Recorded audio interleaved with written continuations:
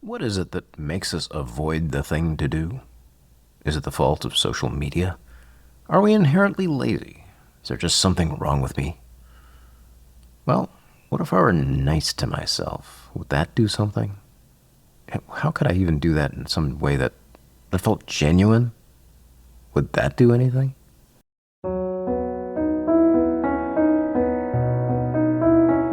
Welcome to the Rhythms of Focus podcast for wandering minds who are tired of feeling that they have to force themselves to make things happen. Maybe know that when things line up well, that tendency to wander actually becomes a powerful wave of focus. I'm Dr. Kourosh Dini, fellow wandering mind.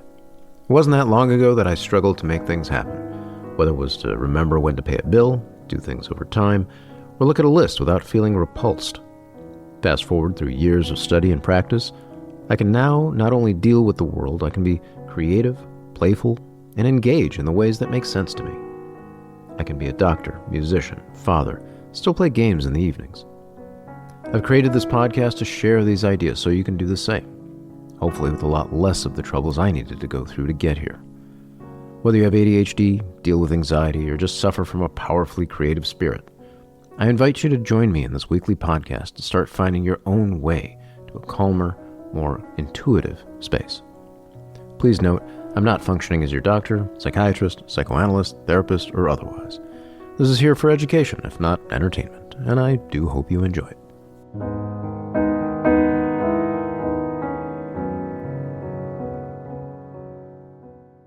Dear listeners, I've got another special treat for you today.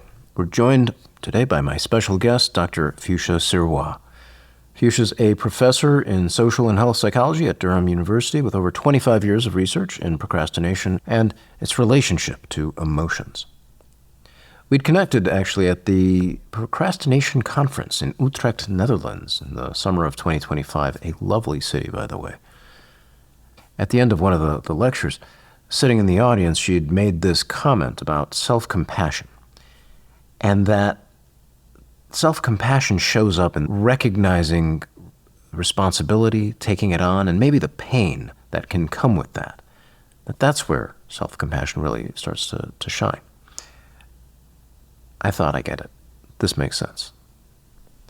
So later on that day, I approached her, had a conversation with her, and she really had this way of recognizing the importance of emotion, not just in procrastination, which is her field of research, but really in who we are.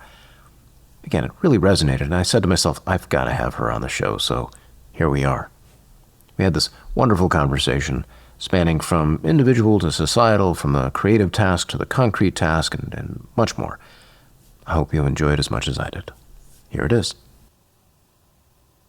Today, we've got Fuschia Sirois on the podcast today. Am I pronouncing your name correctly, by the way? Yeah, Sirois, that's perfect, yeah. Oh, wonderful.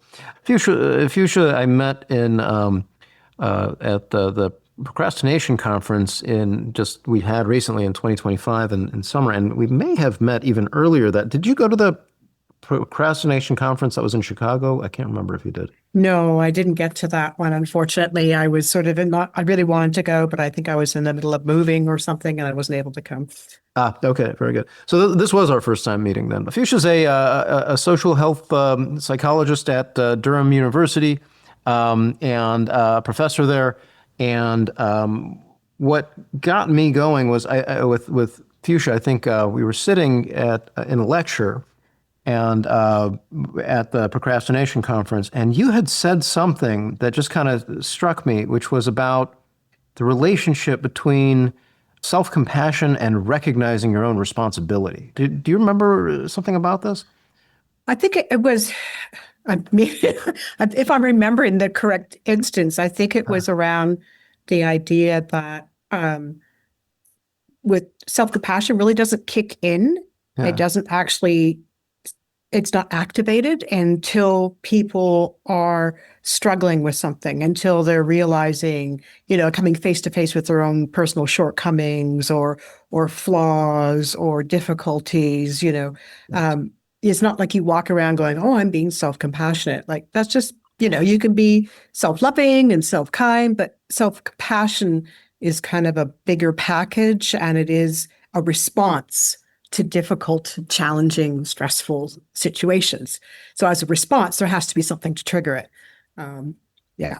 I love that way of looking at it. Yeah, and that's where yeah, that's totally what it was. And I think it was in the context of that recognizing personal responsibility, recognizing like your own sense of, oh, there's something about this I got to take on, some charge I got to take on, and how difficult that might be.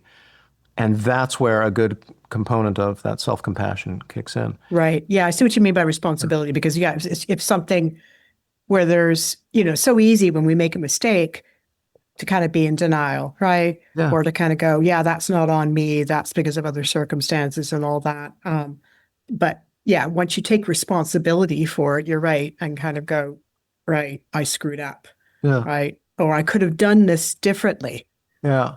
That would have led to maybe less difficult circumstances for myself and others. So once you're right, when that part of that is responsibility sometimes. It's not always responsibility, but that is one way of looking at it. And the acknowledgement of that responsibility is difficult. And that can be a good opportunity then to sort of practice self-compassion instead of, often people do is the other way. It was just, oh, what's the matter with me? I messed everything up. And, going to the extreme of responsibility, which, psychologically, to me is like blame, right? Yeah. Like it's going too far with it to a point where you're just sort of wallowing in those self-critical thoughts for the sake of doing that, but it's actually not very productive in terms of changing behavior or coming to new realizations about oneself.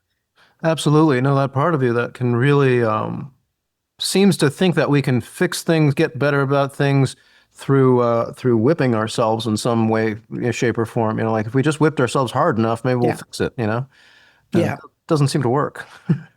No, it backfires. And it might work for a very small percentage of the population, I would suggest. I think for many it backfires. And there's also a significant portion of the population for which it actually is quite harmful. It backfires and sort of can get you into a further downward spiral. Absolutely.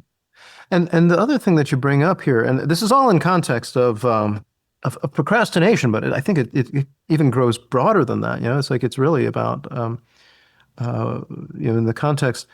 One of the things I appreciate is this how you relate procrastination and that relationship with oneself. That self-compassion idea. That something you're hinting at there is that habitual aspect of beating yourself up. That you really need to. There's a practice in catching yourself in doing that, and then trying to figure out, okay, now what? Now what do I do so that I am not doing this? Because it's easy to beat yourself up for beating yourself up, if that makes sense. Mm-hmm. Yeah, exactly. So that meta level of self-criticism. Yeah. So what are your thoughts on that? How does one, I don't know if habit is the right word, but it's something along that automatized level. Where does that come in? How do you start to introduce that idea of, I don't need to be automatic in this, and what can I do differently? Does that make sense? You mean in terms of sort of your response to difficulties? Yeah.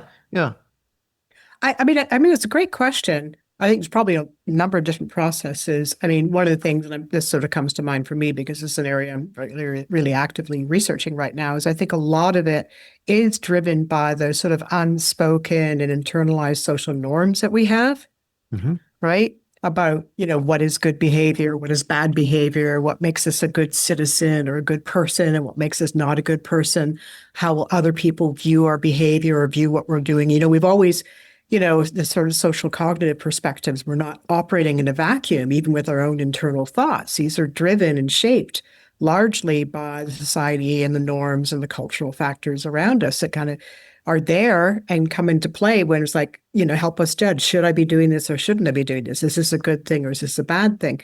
How will this look to others is often a reference point that we might use to make that judgment about whether this is something good or bad, for example. I mean, there's always gray areas, not meaning to polarize it here, but I think that those internalized norms, especially around procrastination, that those can kind of kick in right away and make us self-critical. We do just sort of an immediate response, as opposed to if we had, imagine, utopian world where we had strong cultural norms around being self-compassionate, because we know the value of self-compassion, and we know that being self-compassionate makes you more motivated, more productive, a happier person, a healthier person, all these things. If we had this, imaginary society where those were the norms, then that would be the automatic. I would say that's where we would kick in. We would screw up on something because we're human. And that's, part of being self-compassionate, that common humanity component is recognizing that we're imperfect and we all make mistakes. But, it's how we respond to those mistakes that makes a difference, right? In terms of self-improvement, self-awareness, reaching our goals, etc. So in that society, if you were to make a mistake, I would argue that your default would be, right, don't be so hard on myself. Everybody else makes mistakes too, and I've got to learn from this and go forward. But because we are, living in, at least in Western society anyways, where those cultural norms are very much around productivity, like all these books like Uber Productivity, get more done in a day, add an extra hour to your day, be more productive, all these types of, sort of drivers as to what makes for a good person, someone who's contributing to society. Those are what get activated. Like procrastination has so much to do with productivity, right? We use these labels like laziness to describe people who are procrastinators, but those are just, socially constructed derogatory terms to shame people who are not being productive into being more productive, right? So everything is in the context of those social norms. If we didn't have those social norms about being super productive, right, and or at least to that extreme, I don't think, I'm not saying it's not good to be productive and reach your goals. We know, the large literature out there about the link between reaching one's goals and well-being. But the extent that it's really pushed to the limit there, that it becomes the be-all and end-all of our existence is to be productive, I think that drives those social norms around feeling ashamed and feeling bad and being self-critical when we procrastinate. And that's where that default comes in when we make a mistake. Interesting. So you see it as the sort of like there's the social world that we live in, the sort of and I agree, there's this sense of action as being valued more so than reflection, more so than consideration, more than meaning, for example, reflection on meaning. There was, it makes me think of, I'm blanking on it. I did a bit on it, and I forgot who had originally said it, but there was like this theme that had kind of developed in not only in research but in academic, but just in corporate and in the world in general, the sense that the only things that matter are things that can be measured, and I think most of what matters cannot be measured. I think most of what's meaningful it really can't be. And along those lines, this, most of what can be, this I think false way of looking at it is, I think, exactly what you're talking about. This value on action. I can see action. Yeah. And what you see somehow becomes more valued external to us, and we lose what we can see internally. So that sense of self-awareness, is there's practice to it. There's just still reflecting on what you're saying. I think of two people I quote. One is Bob Ross, the painter. Yeah. The happy accidents. What a lovely phrase that is. It's still like I still love that phrase. And the other one is Miles Davis, who would say, don't worry about mistakes. There are none. But his, maybe even both, they're describing a process of mastery. There are mistakes until you figure out how to make those mistakes non-mistakes. Right. And I think I think I'm finally figuring out where I'm going with this. Which I think you're doing in some way. It's the question of how do we approach self-compassion in a way that's not like, I don't know if you remember Saturday Night Live with Stuart Smalley, this character that was played by Al Franken, who would look in the mirror and he would say, it was like a joke about self-compassion. It was like kind of, Mhm. he would look in the mirror and say, I'm good enough, I'm smart enough, and gosh darn it, people like me. And then he would Oh, just, I remember. Yeah, you yeah. remember this? Yeah. And like it was like this. I guess the question is, how do we get ourselves to that genuine state of self-compassion? How do we get ourselves practicing along that path and that skill? That's what I'm trying to get at. Yeah, no, I see what you're saying.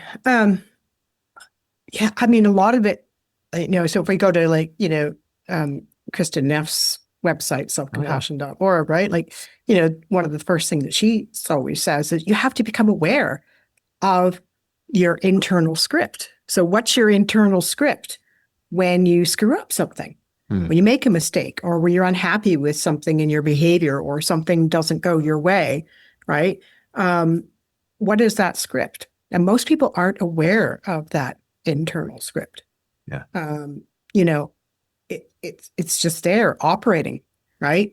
Like a default, just automatic drive. And so, the first thing is to be aware of how you respond to difficulties.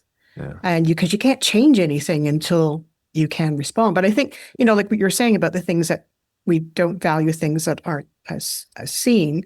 And maybe that's one of the reasons why we don't think about being self-compassionate. But yeah, I mean, short of changing those value systems, but I think also some of these are linked to other work ethics, the Mhm. Protestant work ethic and things like that. Like it's just really like just go, go, go, right? And Yeah. and be hard on yourself.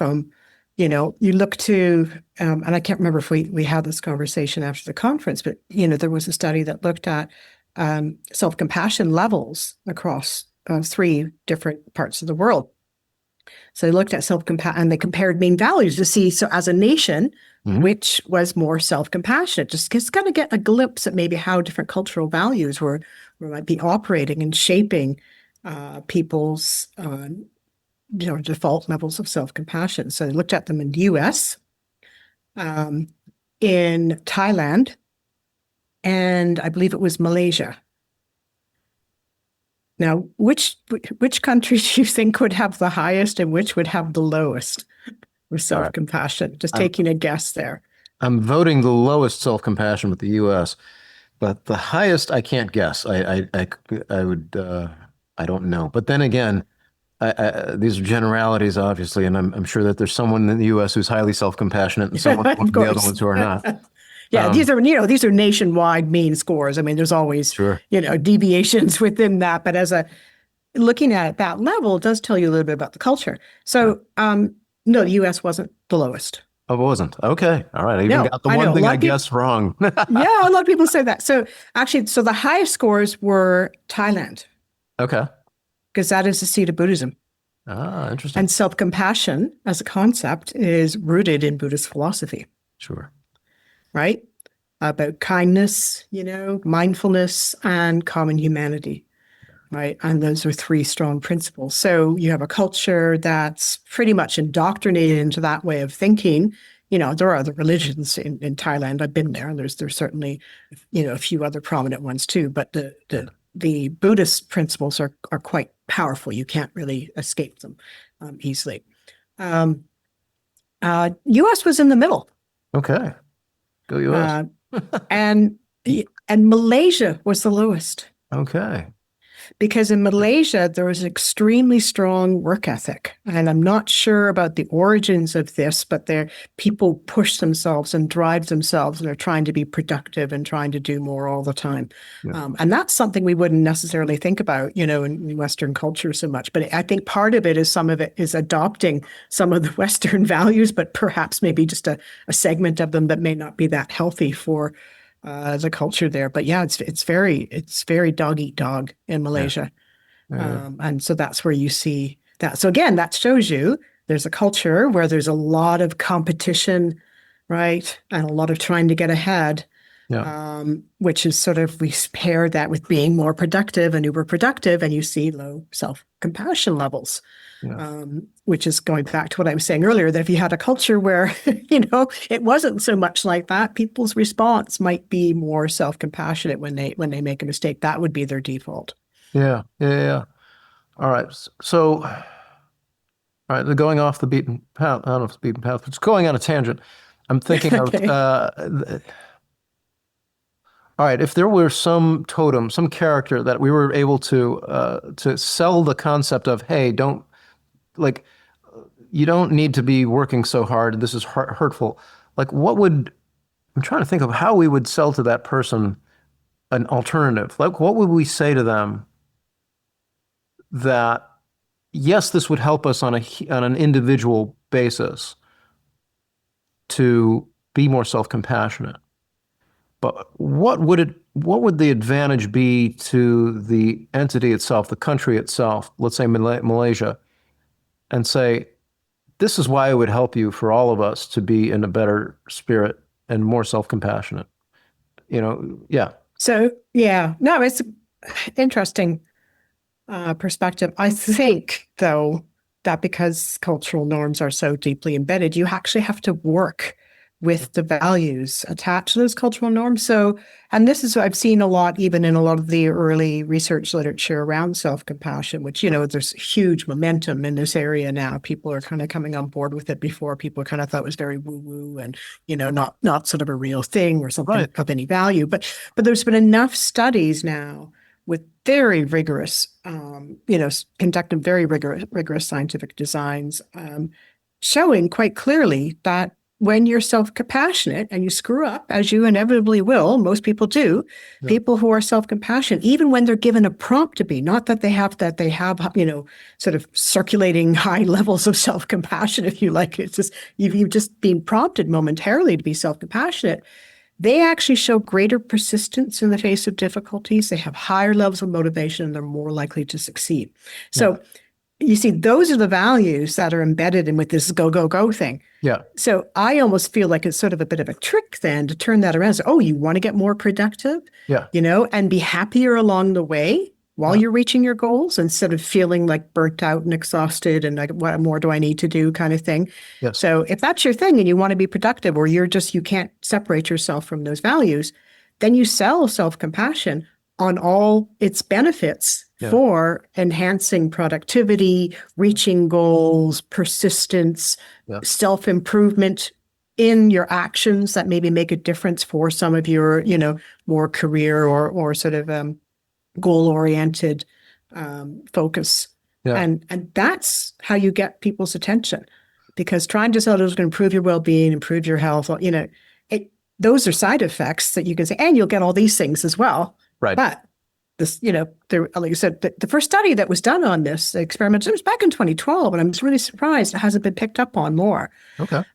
It was a nice series of experimental studies between prompting people and actually looking at, natural levels of self-compassion and giving them, failure feedback on tasks in experimental design.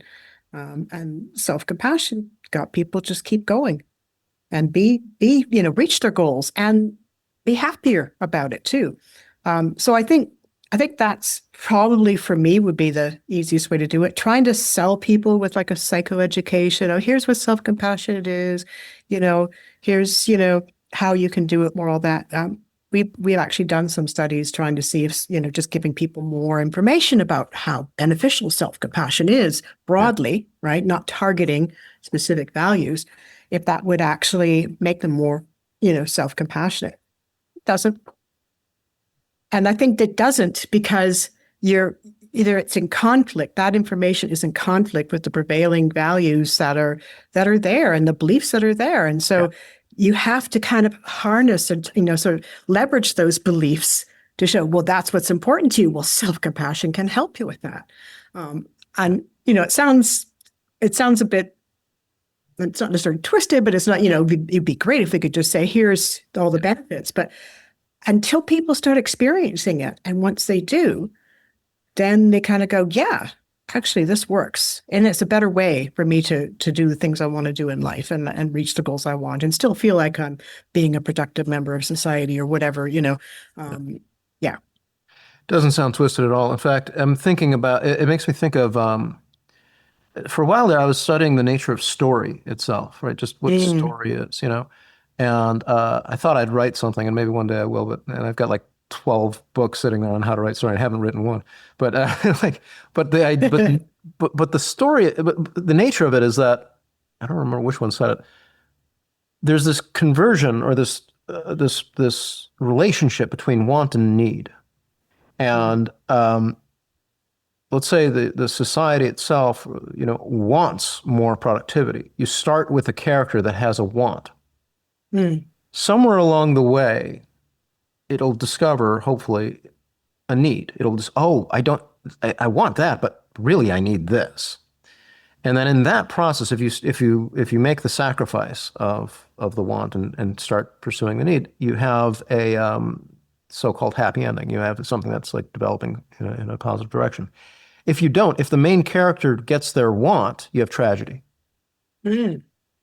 And so what you're saying, it doesn't sound twisted at all. You're presenting, look, I know you want this. I know you want the productivity. I know you want that part. But let me tell you where you need resiliency and or the path towards like this, I would say more symbiotic relationship with the people rather than a parasitic one. Mm. If you can find that, you're going to have a healthier life. You're going to have a healthier Mm. development as a nation, as a company, as a whatever, something to have the components that work with you rather than be crushed by it. Uh, anyway, I realize we're quite on a tangent, but I'm not so sure we are in another sense. Is that because what I'm hearing you say is how much of procrastination is related to the forces of society, and Mhm. so it's not a tangent. It needs to be thought through in some degree. Like, how do we relate to these corporate, societal, governmental, country, whatever larger entity than ourselves? How do we relate to them in a way that doesn't have us um, victims, that has us being agents Mm. in this and saying, we're a part of this. Let's see what we can do to make this work for us. Anyway, I'm not sure I had a question in there, but it just No, no, no. I think it makes sense. I think, like I said, I brought up the social norms because we've just been doing some research yeah. over the past couple of weeks. Um, I don't know if you met Cormac at the conference. I don't think so. He had a talk, a really nice talk. He was looking at procrastination in older adults. Anyway, so he's here. He's here visiting me from Ireland as a visiting PhD student. So we've been working on a couple of projects, some of them relating to the social norms and procrastination. So he's just been crunching the numbers. We've been looking at some of the findings and really interesting stuff. We asked people to imagine themselves as someone who procrastinates a lot, and then also imagine themselves as someone who doesn't procrastinate much, and then score themselves on these adjectives that have to do with productivity. Hmm. So one of my students, I think, at the conference, Hannah Markman, gave a bit of a talk about the preliminary study. So now we've taken it further and we wanted to look and see, how the social norms operate with different types of procrastination, like general procrastination, health procrastination, financial procrastination, Hmm. and to see if these social norms are operating differently across these different domains. And we also looked at younger versus older adults as well, too, to see if they might have different social norms being generationally. So younger being 18 to 30-year-olds and older being 60 plus, right? Because again, there might be some cohort effects due to generational values kicking in. And that would be suggesting if there is been a shift in those cultural values. So got them to rate themselves, imagine themselves as someone who often or rarely procrastinate, rate themselves on these adjectives about productivity. We also, asked them to rate themselves in terms of how self-compassionate or self-critical they were. Um, etc. And interestingly, there was no cohort effects. There was no difference in the operation of social norms between the older and younger adults. And I should back that up and say we did find that people who imagined themselves as a procrastinator rated themselves much more negatively on those social norms. They saw themselves as lazy, unproductive, disorganized, okay, than those who were, someone who rarely procrastinated. So that was just a good illustration that we do have these norms in operation, and you can activate them just by getting someone to think about being a procrastinator. They immediately think of themselves in these more negative terms. But those, the degree of negativity didn't differ depending on the age cohort, which suggests that these norms are pretty stable, perhaps over time across different generational groups. We did see differences in the domain. People rated themselves much more in negative terms in terms of those social norms when they were thinking about financial procrastination. So that was the most negatively rated one. So because there's real loss, right?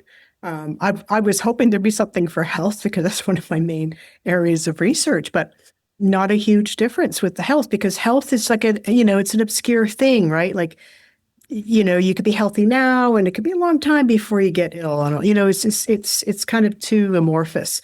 Finances, though, if you procrastinate and it costs you money, you feel that right away, right? And it's very noticeable. So I think that's why people rated that more negatively. But anyways, that was the second study. And we just did a third. That was the second study there. We're going to be running a third one. But one of the other things we did in the second study was to look at how these ratings might be shaped depending on people's level of self-compassion. And we did find that people who were self-compassionate tended to give lower negative ratings, which is what we've been saying all along. So they're able to counteract a lot of those norms. And in some instances, they actually were more compassionate to people in the procrastination than, scenario than they were when they were thinking of themselves as not being a procrastinator, which I think just goes back to the idea of procrastination being, self-compassion being activated, when you're struggling with something. Yeah. It to me, it really just like those norms are there and they're there around productivity and they're negative and they're operating, even just asking someone to think about being in the shoes of someone who procrastinates regularly. Immediately, they judge themselves harshly. Now, one of the things that I think you help bridge then is not just the societal aspect of it, is when you invoke self-compassion in these difficult situations, you're talking about how do I manage my internal states? How do I manage my emotions? How do I manage? Exactly. One of the things I know you've talked about, or I know you're developing this, there's this tool that you've called Tempo, if I've got the That's right, yeah. I'm curious about it because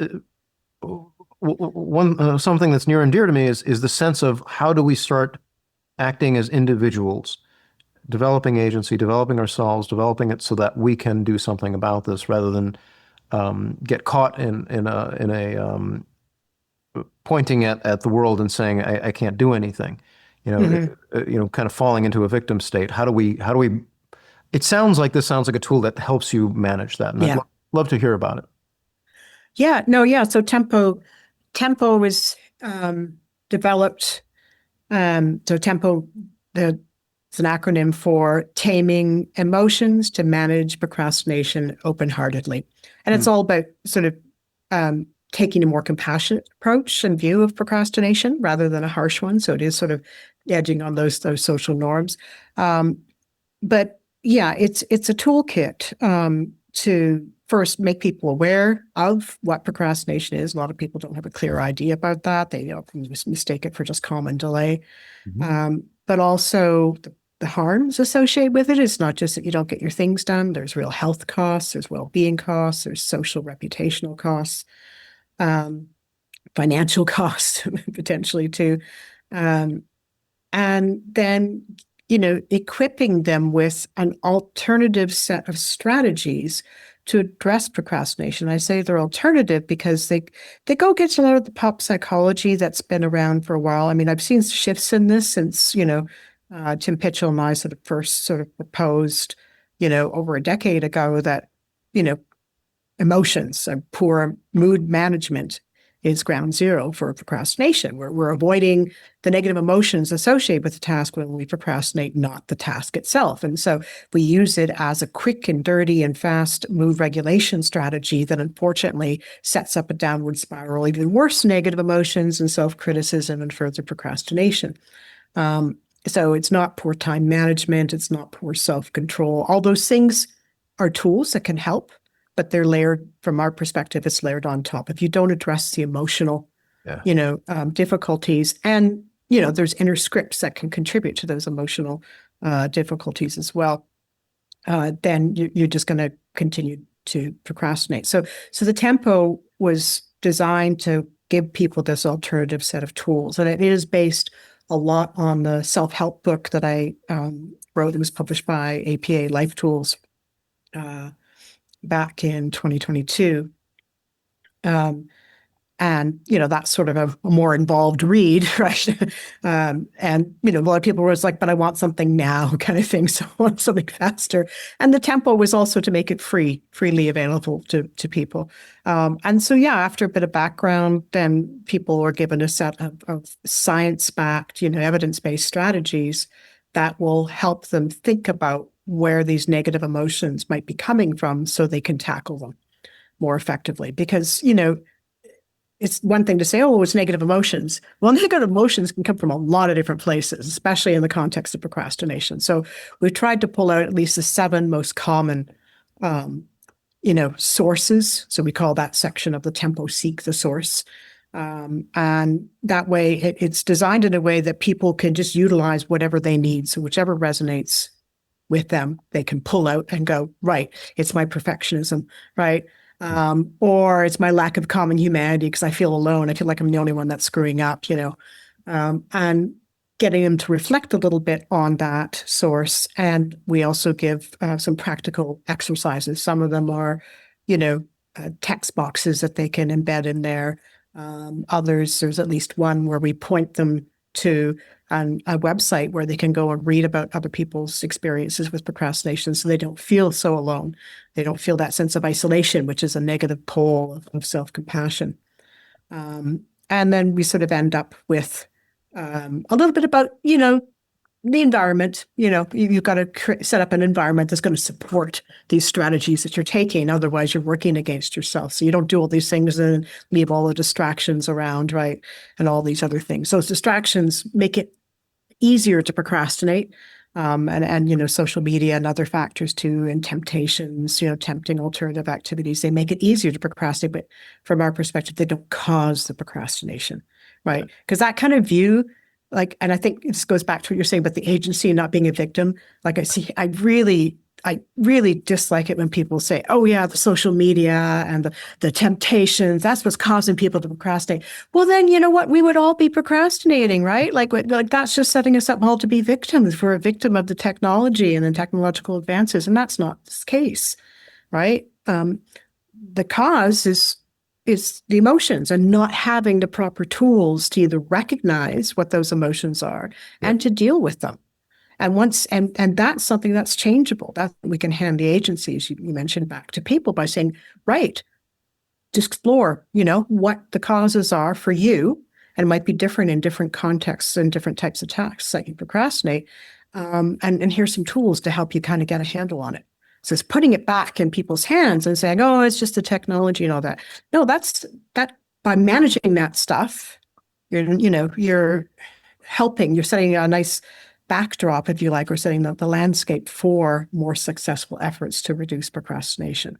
Yeah, absolutely. Absolutely. I so appreciate that. The emotions are so much, that is the stuff of consciousness. That is the stuff of, what we exist in. And the trouble with the word is that it's so everything that it becomes so nothing to some, because you say, you say the word emotion and the eyes glaze over. But it's vital. It is if you're not paying attention to them and it becomes, too cookie cutter. I'm sad, I'm too happy, I'm too sad, I'm too worried, I'm too. There might be some primary colors to it, but there's a lot more to them, right? Yeah. It's and they emanate from sources of meaning within us. And when that perfectionism, for example, or the sense of, for example, if I start a thing, once I start it, I have now manifested it. I have now, some part of me is now on display. And if I never do that, then I can retain the fantasy that it could have been perfect. Exactly. Yeah, that's like one of the core beliefs, I think, is links perfectionism to procrastination. It's just and it can remain perfect in my mind, because the minute it's not just the self-judgment, but I think also alongside of that is the minute I take a step to manifest that, if it doesn't come out exactly like what's in my head, then it's imperfect, and I've screwed up. Yeah. And I don't want to screw up, so it's better for me to keep the perfect image in my head. Yes. And then that, I think, connects to, I just drew a connection to what you were talking about, the overproducing culture, is that the overproducing culture is distanced from creativity. Creativity is an act of discovering something in the act of making it. You're just like, I'm figuring out what I'm making while I'm making it, as opposed to the productive says, make the thing, and it better look like this. And you don't, but the creative is that you don't know the steps. You don't know how long it'll take. You don't know what's going, and so when we're stuck in that sense of, I should know what it looks like, I should be able to create the perfect thing, with the shoulds, shoulding ourselves, then that's part of that block, I imagine. It's that sense of, as opposed to, I can throw the thing down, I can throw the clay onto the wheel, and then figure out what to do in the next step, and then I can figure out what to do in the next, and keep going. And then eventually I might have a thing, and it might be all right, and I'll make mistakes, and all the things you were just describing, and with the, being able to be resilient with mistakes, and being able to say, and not only resilient, but recognizing that deviation from the original vision is not necessarily mistake so much as it is deviation from original vision. Let's update. Let's figure it out. But it's more about the process. I mean, that's the other thing too. And there has been a bit of research on this with respect to procrastination. It's the whole thing of the focus on the journey rather than the destination. We get so overly focused and obsessed with the destination, what the end is going to look like. And you miss the fact that the journey along the way is what makes it enjoyable to get there. That's what life is about. It's just, if we were just to jump to the outcomes all the time, like, how boring would that be? That wouldn't be rewarding or satisfying. We wouldn't have grown or developed as people. We wouldn't have made these sort of, serendipitous sort of mistakes that lead you into different directions and that. And I think, this the old part of it's, I don't know, maybe it's tied back to those cultural values about you've got to plan out all the steps. And that's very much a corporate kind of mindset in many ways too, isn't it? Like, here's the result. We have to plan the steps to get there, and this is how it's going to happen. And you can't approach all goals that way. Sometimes they have to fall out that way organically. And what you're describing, that I'm just thinking, my husband and I have been doing some landscaping in our back garden. And he used to work in architecture, so he's very much about planning and precision. Like, he's ultra precise. When he cuts wood and joinery, it's almost too tight of a fit. He doesn't allow for the little imperfections, so he has to redo it. Right? So, but when we started playing the garden, he had all these ideas of, we'll do this or be that. And I'm like, whoa. No, I think we just need to do this and see how it looks. And so I really pushed back on all his architectural mindset about having it all perfectly planned out. And I was like, no, we'll just do this bit, see where it goes. And then so we did, with our whole approach was that we did one bit and was like, oh, well, this would look good now if we did over here. Oh, let's change over here. And now we look, and he actually sat back last week and he said, I can't believe this all came together like this. Like, we didn't plan it all out at once. We just did little bits at a time and let it just sort of creatively develop and just sort of blossom. And it looks like it was perfectly planned. Yeah. Without the planning, Yeah. Yeah.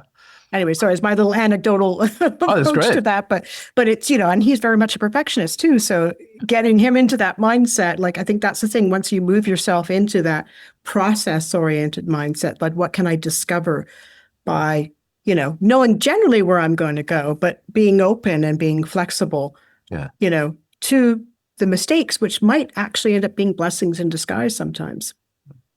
I think to add to it too is the both and idea is that if you start approaching things in that creative sense, it doesn't mean you have to abandon the architecture mindset. No. In fact, together they can be quite powerful, I would imagine. Yeah, definitely. Yeah. And I think, I love, I'm going back to my garden. I love our back garden because it looks like it was planned. It has the structure. It has things were done properly. Yeah. But the layout of things, is much more organic and it just feels better because of that. And I think, with respect to procrastination, this is what happens a lot with people. And I think this is one of the things we address in the tempo too, is what I call making emotional mountains out of molehills. So we anticipate and we try to plan out how a task is going to be, especially one we're not familiar with. So we might over plan it, and we're just, trying to draw on past experience or maybe our skill sets or what have you, or what we think others might think it should look like. And so as we start planning things, we realize that we don't know exactly how to do it, like you said, like we've not encountered this before. And that can lead to a bit of anxiety and a bit of, I'm really not sure if this is going to work, or this could completely fall apart, or this is going to be really difficult, really stressful, because we don't have that prior experience to draw upon, especially, something new, a new project. This is where we use what we call this, effective forecasting. We sort of predict. Not just, prospective thinking is being able to project into the future and to say, okay, this is what things might look like. Well, we don't do that in a vacuum. We do that alongside our emotions, and that's where the effective forecasting comes in. And we're planning out what we might have to do that's unfamiliar to us. Yeah. So already there's a bit of anxiety there. But then we might anticipate that it's really quite stressful. And we know from all the research on effective forecasting that we're really bad at predicting our future emotional states. We tend to overinflate the negative, and think that it's going to be really stressful, really frustrating, really difficult. And I can't get started. And there you go, procrastination. Because you've tried to overplan it. You've tried to think that you need to know every step along the way, and are also living those emotions, right? When we prospectively activate emotions, attached to future actions, our body reacts as if we were experiencing those emotions now. That was shown back in the, I think, 1980s, early 1990s, in a lot of the health psychology research, where they used to have the medical student exams, right? The famous study where they had medical students, where the medical exam, of course, is quite stressful, and they looked at their physiological responses prior to the exam. And then during the exam, they found that it was almost identical. Just anticipating a stressful event will have the same physiological reactions as when you're in that stressful event, experiencing that stress. And this is what happens when we start anticipating tasks as being more negative, more stressful, more frustrating than what they might actually be. And of course, to avoid those feelings, we put the task aside and we don't do it. Yeah. And dovetailing on that is that it reminded me of the process of doom scrolling. When people are like looking at that what happens is that you start going through and you get afraid, or you get some negative feeling, right? Anxious, something, and then you think, if I only had, and maybe you're not consciously thinking, I mean, unconsciously you're thinking, if I have more information, or maybe there's nicer information, then I will feel better. So you wind up scrolling further to manage that feeling of anxiety, whereas you then stumble into more anxious, anxiety-provoking things. So similar to what you're describing, you're like, I feel anxious about this thing. If I planned it more, maybe I would feel less anxious. But in the process of planning, you are creating, I guess there's a tipping point. All right, so let me contrast this just to play devil's advocate for a moment.